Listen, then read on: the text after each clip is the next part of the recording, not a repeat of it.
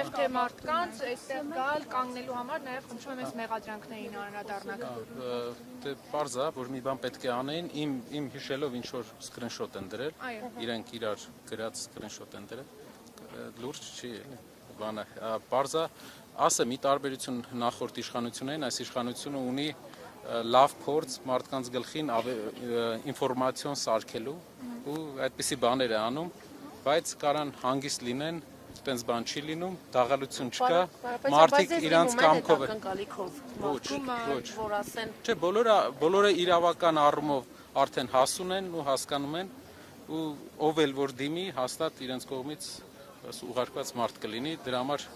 տենց բան չի լինում։ Չեն էլ դիմել։ Այս գործի հետ կապված միջազգային տարբեր արձագանքներ եղան։ Այս պահի դրությամբ ինչ ունեք ամփոփելով միջազգային կառույցների արձագանք ձեր կողմից կա ինչ-որ ամփոփում։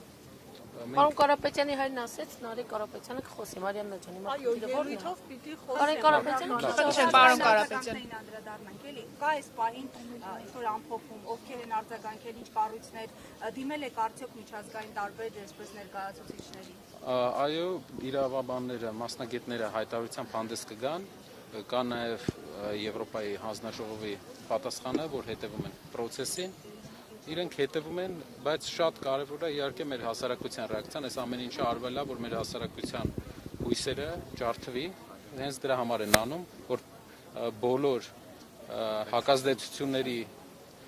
հակազդեցությունների օջախները կարողանան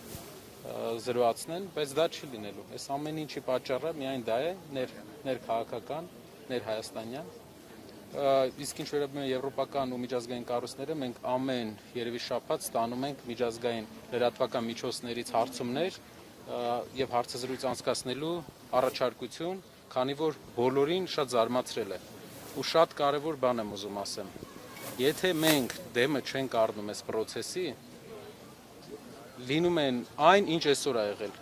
Այսինքն 6 քահանա, 8 քահանա ձերբակալվել է։ Հիշում եք, իրանք ասում էին, որ պայքարում են մենակ կաթողիկոսի անձի դեմ։ Կաթողիկոսի անձի դեմ են հիմա պայքարում։ Եկեղեցու դեմ են պայքարում, 8 քահանա են ձերբակալել, թող այդ հեքիաթները պահեն իրենց այդ բաներով ոնց որ տարածեն, բայց դա հեքիաթ է, իրանք պայքարում են հայ առաքելական եկեղեցու դեմ, հայրենակիցներ ջան, այս իրանց հեքիաթներին մի ավատացեք։ 4 օր առաջ էլի Ադրբեջանի հոգևոր առաջնորդը հայտարարություն անում, որ առաքելական եկեղեցին վտանգ է, 4 օր հետո էլի 8 հոգու ձերբակալում են։ Ոնց էլ մենք այդ մեսիջը ձեզ տանք, ձեզ մոլորեցնում են։ Իսկ Ադրբեջանը հրանգավորում է այստեղի իշխանություններին ինչ անեն, պարոն Կարապետյան։ Գիտեք, կա դեդուկցիավ եմ ես հետ գնում, այսինքն կա փաստ եւ այդ փաստից նախորդած ամեն Ադրբեջանի հոգևոր առաջնորդի հայտարարությունից մի քանի օր հետո տեղի ունենում այսպիսի մի դեպք։ Այս մարդիկ ոչ հոգևոր հովիվին են մեր եկեղեցու թիրախավորել են Հայաստանի ամենամեծ ռեպուտացիա, ամենամեծ վարկանիշ ունեցող կառույցին, հայ ժողովրդի համար, միավորող ուժին, սփյուռքետ միավորող ուժին, որպիսի հնարավորության դեպքում կարողանան հակազդեն հայկական պահանջատիրությանը ցեղասպանության ուղղությամբ։ Այսինքն, որպիսի ցեղասպանության հետ կապված մեր ազգի բոլոր պահանջները, ճանաչման հետ կապված բոլոր պահանջները հնարավոր լինի ինչ որ ձև Հայաստանում արդեն չեզոքացնել։ Այս ամեն ինչը 8 քահանա,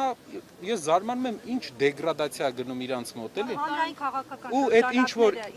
իրավիճակը փոխելու հնարավորություն է սպայնում, հարված իրենց վրա վերցնելու, որ եկեղեցին չմնա մենակ։ Այն բաները, որ իրանք հայտարարում են, այդ 40,000 դրամ այն իրանք վախենում են այն ազդեցությունից, այն տպավորությունից, որ ստացել են 3 մի քանի հազար մարդ 12 ժամ, 10 ժամ ստեղ սպասել է։ Դա իրանց ցույց է, որ չեն հոգնում գնում։ Մեծ մասը չի հոգնում գնում, այսինքն բոլորը հետևողական մնում են։ Թող իրենց հույս չտան։ Քանի որ իրենց գործելավ ոչին բնորոշ է, արդյոք երեկվայից հետո ինչ որ հետապնդումներ, չգիտեմ, եղել են այստեղի մասնակիցների նկատմամբ ինչ որ բաներ։ Հետապնդումները դա կարճաժամկետ խնդիրներ են, էդի ուղակի ունի նպատակ մարդկանց ինչ որ մտքեր առաջացնելու մարդկանց մեջ, բայց տենց խնդիր ինձ թվում է ով որ գալիս է ինքը արդեն գիտի արդեն հասկանում է ուր է գալիս ու հասկանում է, որ բոլոր հետևանքներին ինքը պատրաստ է իր գաղափարի համար։ Շատերի համար կարևոր է, որ միայն Սամվել Կարապետյանի համար չեն գալիս, իրենք տեսնում են Սամվել Կարապետյանի մեջ այն հույսը, որ կարող է վերջնականապես հավասարակշռվել ու հավասարակշռել այս մարդկանց, այս անսահման արդեն դարձած ապօրինությունները, այսինքն մարդ պայքարում է եկեղեցու իբր հոգևոր հովիվի դեմ, բայց այսօր եկեղեցին արդեն փակ է։ Ինչն է, ինքը ասում է ես եկեղեցու հետևորդ եմ, եթե եկեղեցու հետևորդ ես, 8 քահանա, ինչու ես ձերբակալել, ինչու ես կալանավորել։ Սա հարգելի հայրենակիցներ համոզում են, ինչ որ ձև իրանց մեդիա ռեսուրսներով ձեզ ուզում են մոլորեցնեն, իրանք ուզում են եկեղեցին թուլացնեն, ոնց ասեմ ձեզ, եկեղեցին թուլացնում են այս մարդիկ, որ իրանց նպատակները կատարեն, այն նպատակները, որի պարտավորությունը ամենայն հավանականությամբ վերցրել են։ Շնորհակալություն։